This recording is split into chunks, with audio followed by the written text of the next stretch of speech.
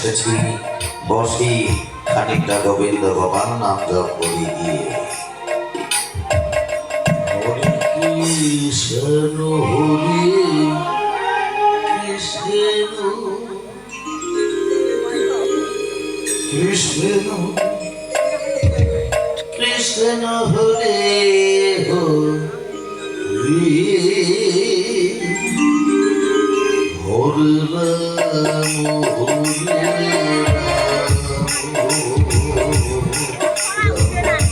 রাম হরে হরে হরে। শুধু ভদ্রমণ্ডলী, অনেক মহামানব মনীষীগণ সাধু ব্যক্তিগণ কথা করে বলেছেন যে এই কলিযুগে হরি নাম কৃষ্ণ নাম গোবিন্দ নাম ছাড়া জীবের মুক্তির কোনো পথ নেই। সেই যদি হয়ে থাকে তাহলে হরি নাম গাওয়ার দায়িত্ব কি আমার একার নাকি আপনাদের রয়েছে? যে যেখানে বসে আছেন সেখান থেকে ধরুন হরি নামে কৃষ্ণ নামে গোবিন্দ নামে মুখ হরিত করে নবনিমিত হাত করে ধরুন হরি কৃষ্ণ হরি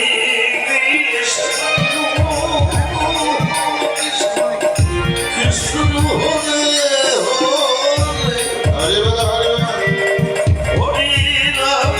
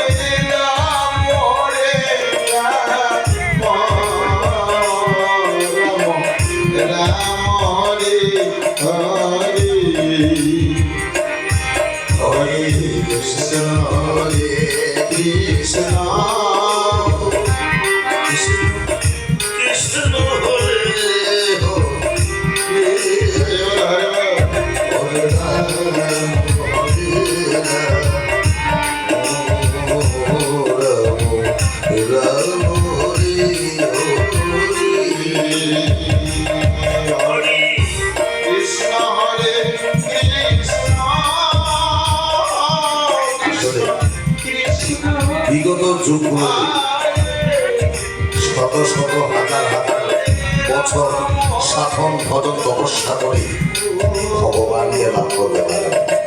সেই কষ্টটা দুঃখটা বেঁধে রেখে এই গরিবে একমাত্র হরি নাম কৃষ্ণ নাম করলে জীবের মুক্তির পথ। এটা মহাপ্রভু একবারে সহজ উপায় করে দিয়েছে।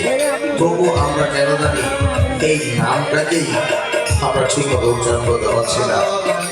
আর বলতে মনে হয় একটু মাথা ঢুকে সবাই জোরে বলুন হরি